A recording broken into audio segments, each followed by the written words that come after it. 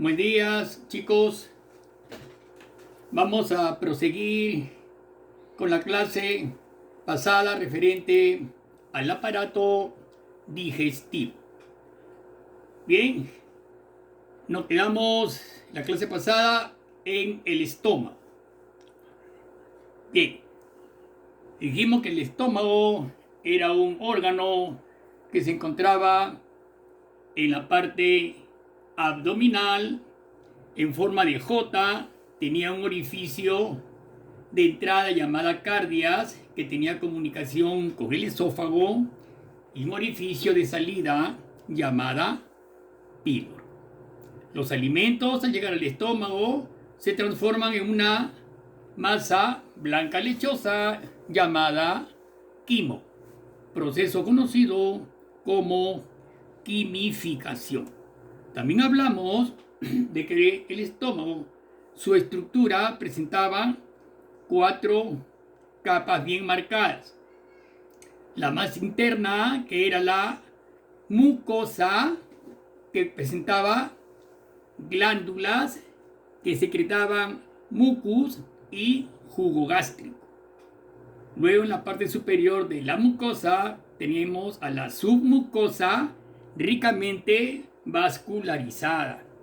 Luego tenemos la capa muscular con sus fibras longitudinales, circulares y oblicuas. Y por último, la más externa, que está en comunicación con el peritoneo, que era la serosa. Bien, chicos, hablamos. En esta oportunidad vamos a hablar sobre el intestino delgado. Muy importante este órgano, intestino delgado. Es la porción más larga del tubo digestivo, donde se va a realizar la digestión final y la absorción de los nutrientes. No olvidemos, digo absorción, porque en el intestino encontramos las velocidades intestinales, lugar donde se va a realizar pues la absorción de los nutrientes. Veamos sus límites. Bien, el intestino delgado limita por la parte superior con el píloro y la parte inferior con la válvula ileocecal. Eso que está señalando el puntero, vean, esa es la válvula ileocecal. Miren bien, ¿no? Es el colon ascendente que vamos a tratar dentro de breves momentos. Ahí está, miren bien ahora el intestino delgado. Tiene 3 porciones. Veamos, sigamos, ¿ya? La longitud del intestino delgado es de 6 a 7 metros aproximadamente. De 6 a 7 metros aproximadamente. O sea, tiene el duodeno, que es la primera porción, que mide 25 centímetros, ¿no? Se dirige hacia la derecha. No ofrece circunvoluciones, mucho cuidado. Y presenta la ampolla de Vater en la que desembocan los conductos colédoco y pancreático. Eso es muy importante, ¿ya? En cuanto a duodeno. Tenemos duodeno, yeyuno e ilion. Y su longitud está entre 6 a 7 metros aproximadamente. Miren bien. Entonces, el intestino delgado, su comunicación con el intestino grueso mediante la válvula ileocecal, vean en la parte inferior, ¿no es cierto? Ahí está, ese es el ciego, ahí está la válvula ileocecal que se comunica con el intestino grueso. En la parte inferior está el apéndice vermiforme, es el lado derecho, ¿ya? Apéndice vermiforme. Muy bien, la parte del intestino delgado son, pues, como ya les vuelvo a repetir, duodeno, yeyuno e ileon. 3 partes. Bien. Vamos a hablar del el duodeno. Es la parte más corta, mide aproximadamente 25 centímetros. ¿ya? Se inicia desde el píloro 25 centímetros. ¿Qué es lo más importante que presenta? A ver, presenta la ampolla de váter en la que desembocan los conductos colédoco y pancreático. Miren, ahí está, vean justo, el duodeno se dirige hacia la derecha de tu cuerpo, la parte abdominal, da un semicírculo y justamente en ese semicírculo desembocan dos conductos muy importantes, alumnos, que son el conducto colédoco, que viene proveniente del hígado, sale de la bilis. Lógicamente que la bilis está en la parte inferior del hígado, porque quien secreta la bilis es el hígado, alumno. Y la vesícula biliar es donde se almacena, ¿ya? Ahí está, vean, la vesícula biliar, sale la bilis, ¿ven? Y desemboca en la ampolla de váter conjuntamente con el conducto pancreático que sale del páncreas, vean. La cabeza del páncreas, ¿cómo se encuentra? Se encuentra junto al duodeno, vean, cómo se relacionan directamente. De ahí sale el conducto pancreático o de Wirsum, llevando que el jugo pancreático. Es un jugo muy importante en la nutrición, alumnos, porque contiene 3 enzimas importantísimas que van a actuar sobre las proteínas, los carbohidratos y las grasas, ¿no? Como son la amilopsina, que actúa sobre los almidones o carbohidratos, la tripsina, que actúa sobre las proteínas o albúminas, y la esteapsina, que actúa sobre las grasas, ¿ya? Es muy importante el jugo pancreático. Entonces, el duodeno es la primera porción, longitud 25 centímetros, que presenta la ampolla de váter en la que desembocan los conductos colédoco, llevando la bilis, que va a emulsionar las grasas. Esa es la función de la bilis, emulsión de las grasas. Y el conducto pancreático, llevando las enzimas que les he mencionado, ¿no es cierto? Pasamos ahora al yeyuno e ileo. El yeyuno y el ileo tienen una longitud de 6,5 metros aproximadamente. El yeyuno, que mide 2,5 metros, y el ileo, que mide 4 metros, es el más largo. Forman, dice, el conjunto de asas intestinales y terminan abriéndose lateralmente en el intestino grueso, en el cual se comunican por la válvula ileocecal. La válvula ileocecal. Miren, alumnos, esas dos porciones, yeyuno e ileo, ¿ya? Miren, ahí están, observando el yeyuno y el ileo. El ileo desemboca mediante la válvula ileocecal, ¿no? Es una forma de media luna, vean, ahí está la válvula ileocecal, como una semiluna, ¿no? Una vez que ingresan los componentes, la excreción, los excrementos, ya prácticamente al colon ascendente, ya no pueden regresar al ileo. Entonces, es como un labio que se opone al regreso, ¿ya? Entonces, una vez que ingresan, pues, todos los componentes del intestino delgado, prácticamente las sustancias que no han sido absorbidas, esos nutrientes que ya no han sido absorbidos, van a pasar al intestino grueso. ¿Ok? Ingresan al intestino grueso, se cierra la válvula ileocecal y se inicia el colon ascendente, que están observando en esa posición, ¿no? Sube el colon, ¿ya? Es el colon. Más adelante vamos a ver también parte del colon, ¿ya? Entonces, ese es el yeyuno y el ileo. No olvidemos con el nombre de esfínter ileocecal o válvula ileocecal. Dice, evita el paso de la materia fecal al ileo. ¿Ven? O sea, que evita que regrese el paso de la materia fecal nuevamente al ileo. Y por otro, permite el paso del quilo al intestino grueso. ¿Por qué digo que evita el paso del kilo al intestino grueso? Porque los alimentos en el intestino delgado se transforman en una sustancia llamada quilo. En cambio, en el estómago se transforma en una sustancia llamada quimo. No te olvides, ¿ya? Quimo es en el estómago y kilo es en el intestino delgado. Bien. Seguimos entonces. Ahora vamos a ver sobre la histología, ¿no? Ustedes saben que la histología es el estudio de los tejidos.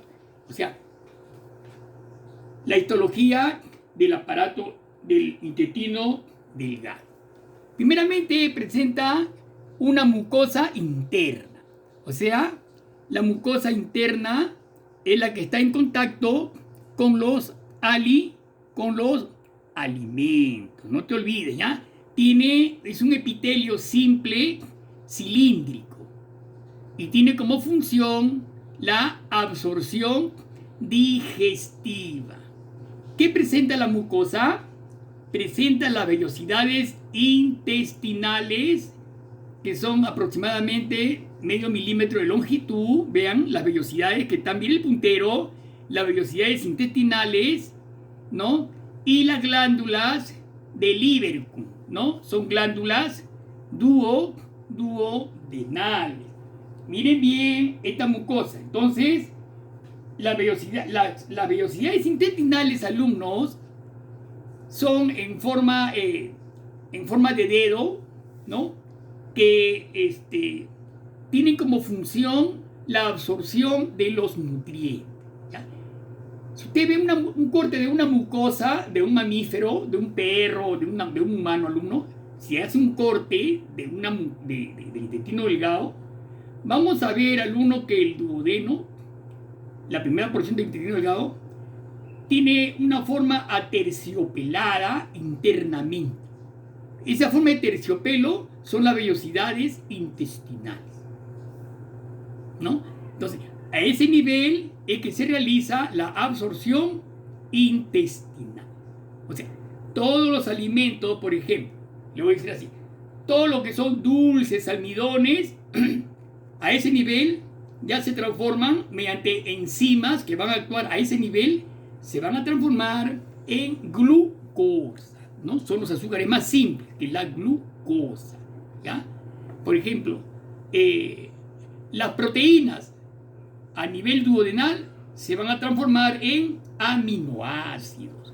Y por último, las grasas o lípidos se transforman pues en ácido graso y glicerol. No se olviden, ¿ya? Es a ese nivel donde los nutrientes ya van a pasar a la sangre, alumnos. Van a pasar a la sangre. Muy importante esa parte de la mucosa. Y la glándula del Lieberkühn que van a segregar, la glándula del Lieberkühn que va a segregar, van a renovar constantemente el revestimiento del intestino. Es llamada también cripta del colon y tiene como función elaborar moco o muco. Las glándulas del Lieberkühn, ¿ya? También tenemos las glándulas del duodeno, ¿no? Que secretan el jugo intestinal. No olvidemos, ¿no? La secreción del jugo intestinal, que es muy importante, ¿no? El jugo intestinal en la digestión de los alimentos. Luego viene la submucosa. La submucosa, más que todo, está irrigada por vasos y nervios, ¿no es cierto? Está irrigada por vasos y nervios. Ahí miren, ahí ven, ahí está la mucosa, ¿no? Ahí están las criptas del Lieberkühn, ¿ven? Miren la cripta del Lieberkühn que acabamos de mencionar, ¿no? La glándula del Lieberkühn, la cripta del Lieberkühn, y más en la parte superior, vellosidades, está con su epitelio cilíndrico simple, ¿no es cierto? Son células caliciformes, porque se parecen a un cáliz, ¿sí? ¿No? Donde se realiza la absorción intestinal, ¿ya? Es muy importante esa parte. Luego tenemos En la submucosa presentan las glándulas de Brunner, ¿no? Las glándulas de Brunner son glándulas compuestas que secretan un fluido alcalino que protege el epitelio duodenal del jugo gástrico. Ya lo protege el jugo gástrico del estómago. ¿Por qué? Porque el jugo gástrico contiene HCl, ácido clorhídrico, ¿no? Entonces, esta glándula va a proteger su mucosa del jugo gástrico proveniente del estómago, ¿ya? Secreta mucus, ¿no? Una sustancia llamada mucina. Se encuentran también nódulos linfáticos en el íleo. Ahí también están los nódulos linfáticos, alumnos. ¿Ya? No olvidemos, los nódulos linfáticos se encuentran bastante desarrollados en el íleo. Se le denominan placas de Peyer. Esas se denominan placas de Peyer, ¿ya? Estos nódulos ayudan a combatir las infecciones. Muchas veces hay una enfermedad que se llama la tifoidea, que se perforan estas placas de Peyer, bastante peligroso. Lo que está señalando el puntero, ahí están las placas de Peyer, o sea, los nódulos, ¿ven? Los nódulos linfoides o linfáticos. Muy importante, muy interesante esta parte, alumnos, ¿ya? Ese es el ilio. Bien. Ahí tenemos una capa muscular, ¿no es cierto? Tejido muscular liso, ¿no? La capa muscular y sus fibras, ¿no? Ahí están las criptas, ¿no? O glándula de Lieberkühn, ¿no? Las células mucosas, en la parte superior, vean, las células mucosas que están en contacto con los alimentos. Más adentro, la submucosa, ¿no? Que está ricamente vascularizada. Luego viene, ahí está, la capa muscular formada por fibras oblicuas, transversales, longitudinales, ¿no? Son las capas musculares, tejido muscular liso. Y la serosa, que es la más externa. En la parte inferior tenemos ahí la serosa, ¿no? Que está revestida por el mesotelio. Esa es la serosa. Miren, miren, ahí está la serosa. Vean, observen la serosa. ¿Ya? Esa es la capa serosa, ¿ya? Es la más externa. Luego tenemos la capa muscular, que ya hemos hablado también, las fibras longitudinales, transversales y circulares. Luego tenemos la submucosa, ¿no? Ricamente irrigada por arterias y venas. Y por último, pues, las vellosidades intestinales y sus criptas de Lieberkühn, que secretan el jugo intestinal. ¿Ya? Hay gran cantidad también de válvulas conniventes. Las válvulas conniventes están tapadas por las vellosidades intestinales prácticamente, ¿ya? Pues esa está protegida por las vellosidades intestinales. Mucho cuidado, ¿ya? El intestino grueso, por ejemplo, no presenta válvulas conniventes, ni presenta estrangulaciones, ¿no? Entonces es diferente. Y tiene otra función el intestino grueso. La función neta del intestino delgado es la absorción de los nutrientes, alumno. Esa es su función principal del intestino delgado. La absorción intestinal.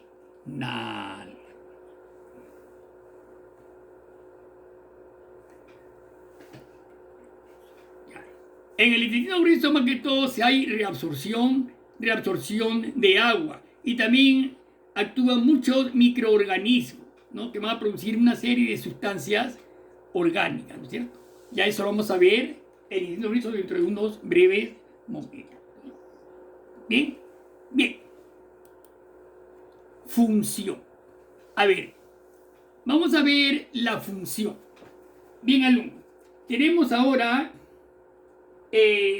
la función del intestino delgado. Primeramente, tenemos la función secretora. O sea, la secretora, o sea, ¿qué secreta? El jugo intestinal, ¿no? Entonces, hay glándulas en la mucosa, en la mucosa del intestino delgado hay glándulas duodenales que secretan el jugo, intestinal. Secretan una serie de enzimas, alumnos, de mucha importancia en la nutrición de los alimentos. ¿Ok? Muy bien. Ahora, tenemos la glándula, por ejemplo, observen bien ese recuadro. Tenemos en la parte superior, a ver, dice duodeno. El duodeno se encuentra entre el píloro gástrico y la ampolla de váter. O sea, ese es todo el intestino delgado, ¿ya? Entre el duodeno, entre el píloro gástrico y la ampolla de váter. Ahí están observando ustedes, miren, cómo de la parte superior, donde está la vesícula biliar, baja, ahí está el conducto cístico y el conducto hepático, forman el conducto colédoco que desemboca con la bilis en la ampolla de váter, conjuntamente con el conducto pancreático o de Wilson, ¿ve? Que también está desembocando con el jugo pancreático, alumno, ¿no? ¿Recuerdan las 3 enzimas del jugo pancreático cuáles son? Acuérdense de AT, al menos acuérdense del distrito de AT Vitarte. Bueno, AT, A de amilopsina, T de tripsina y E de estiapsina. Acuérdense de AT, ¿no? A de amilopsina, que actúan sobre los carbohidratos, los amidones, los azúcares. La T de tripsina, que actúa sobre las proteínas. Y la E de estiapsina, que actúa sobre las grasas o lípidos, ¿ya? Y ahí está la glándula de Brunner, que secretan mucus, ¿ya? Son glándulas compuestas o de Brunner, doble N, Brunner se escribe, ¿no? De Brunner. Bien, esa es la función secretora del intestino delgado. La B es la digestiva. En el intestino delgado se vierten una serie de enzimas digestivas, las cuales realizan la digestión final de los alimentos, ¿ya? Y la absortiva, viene de absorción, es en el intestino delgado se realiza la absorción de los productos finales de la digestión. ¿Cuáles son los productos finales de la digestión? Les voy a volver a repetir por segunda vez. ¿Recuerdan? A ver, si usted come harina, come una torta, come todo lo que sea harina, almidones, azúcares, todos esos alimentos finalmente se van a transformar en un monosacárido que es muy importante, la glucosa. Entonces, solamente en forma de glucosa pueden ser absorbidos estos alimentos a través de las velocidades intestinales. Todo se transforma en glucosa. Todo lo que es carne, leche, huevo, proteínas vegetales, animales, toda esa proteína se transforman en aminoácidos. Solamente en forma de aminoácidos pueden ser absorbidas a través de las velocidades intestinales. No se olviden, alumnos, ¿ya? Y las grasas siguen una vía que es la vía linfática, alumnos. Ellas se van a transformar en ácido graso y glicerina o glicerol, que es igual, ¿ya? Ácido graso y glicerol. Esa es la función de absortiva. Entonces son 3 funciones importantes: la función secretora, digestiva y absortiva. Intestino grueso. En la última porción del tubo digestivo.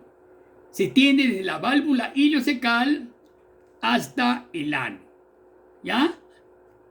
Mide más o menos 1,50 m y 6 centímetros de diámetro, bastante grueso.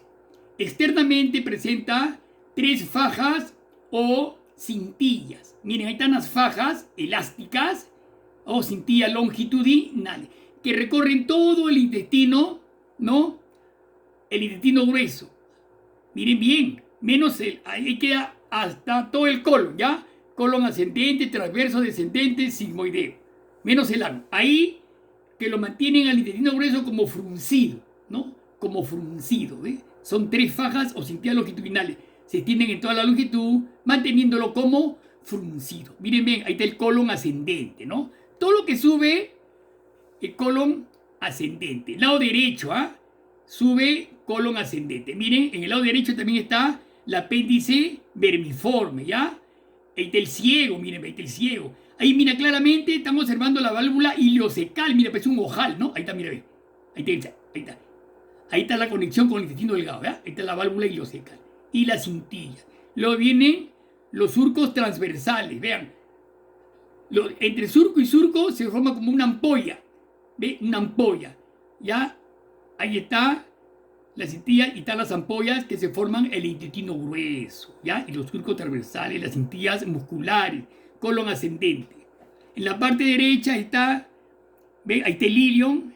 El ilion, ¿ve cómo se comunica con el intestino grueso, con el ciego? Ahí está la válvula ileocecal abierta. Miren ahí a la derecha, la válvula ileocecal, ¿no? El apéndice cecalo vermiforme en la parte inferior. Miren como un gusanito. La apendicitis, cuando se inflama, se produce la apendicitis del apéndice. Esa es la parte del colon descendente. Ahí están las numerosas dilataciones, ¿no? A manera de ampollas, separadas entre sí por surcos transversales, ¿no es cierto? Ahí están los surcos transversales, ¿no? Las ampollas, el apéndice y el inicio del intestino delgado, cómo ingresa por la válvula ileocecal. Por la válvula ileocecal. Clarito se ve todo, ¿ya? La cintilla, claro, las cintillas elásticas. Ya. Bien, ahí está el colon descendente, iliopélvico en forma de S, recto y ano, ¿cierto? Ese es el iliopélvico con una S, el recto y el ano, ¿eh? Sigmoideo, ¿no? Colon ascendente, a ver, señale colon ascendente, colon transverso, colon descendente, colon iliopélvico, recto y ano, salida.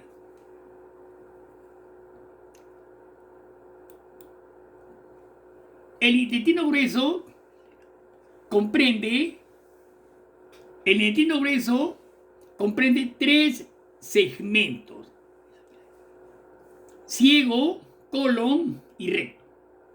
Mucho cuidado, el ciego, que ya lo hemos visto, que se encuentra en el inicio del colon ascendente, donde nace la válvula, el apéndice vermiforme, el ciego, ahí está el ciego, ¿ya? Ahí está el ciego.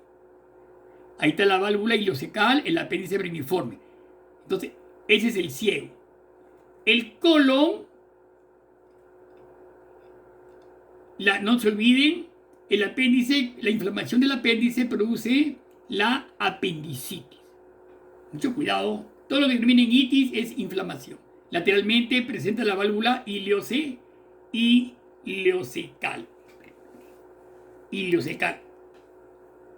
El colon se divide en colon ascendente. Miren cómo sube por la derecha de tu cuerpo. La derecha, colon ascendente, sube por la derecha. El colon transverso, que pasa horizontalmente debajo y delante del estómago. El colon descendente, baja por la izquierda. El colon iliopélvico, ¿ve? Describe una S, una forma de S, se llama la S del colon, ¿no? La S del colon. El recto, ¿no? Que presenta una porción ensanchada llamada ampolla rectal que termina en el ano. Y por último, el peritoneo, ¿no? Ustedes saben, es una membrana serosa de 2 hojas. Todas las serosas presentan 2 hojas. Todas las membranas serosas, la membrana del corazón, el peritoneo, el pulmón, presentan 2 hojas. Una parietal que se adhiere a las paredes de la cavidad abdominal, del abdomen, y la visceral que va a cubrir directamente cada órgano, ¿ya? Lo va a revertir separadamente, los va a cubrir unos de otros, van a estar recubiertas por esta hoja visceral que viene de víscera, entonces recubre las vísceras directamente. Entre las 2 hojas hallamos un líquido que facilita el deslizamiento de las mismas, ¿ya? Entre ambas hojas va a facilitar, hay un pequeño espacio, ¿no? Un espacio peritoneal, ¿no? Y la inflamación del peritoneo se llama peritonitis. Mucho cuidado, bastante peligroso, porque si la peritonitis evoluciona, se va a formar una septicemia, o sea, una infección generalizada y viene la muerte irremediablemente.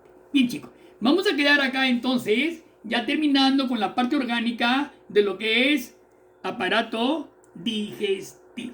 Será hasta la próxima, nos vemos, chicos.